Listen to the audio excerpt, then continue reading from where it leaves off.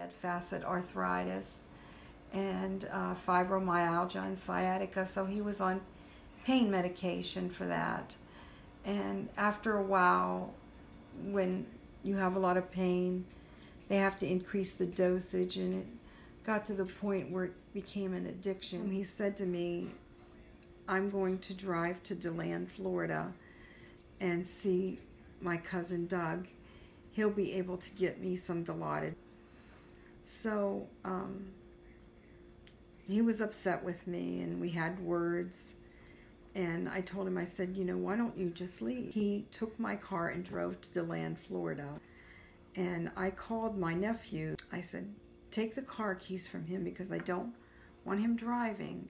And I said, let him know that I'm going to call the police and tell them that he took the car without my permission. And later in the afternoon, the police officer from Volusia County called me and said that they did in fact locate my car. Looking back in hindsight, I really regret. I told her, I said, you mean you're not going to arrest him? But the reason why I wanted him arrested, I didn't want him driving the car because I was fearful that he could hurt himself, he could kill himself or someone else. But they did arrest him, and it was the biggest mistake of my life. My son was in jail less than 24 hours. I think it was something like 12 hours.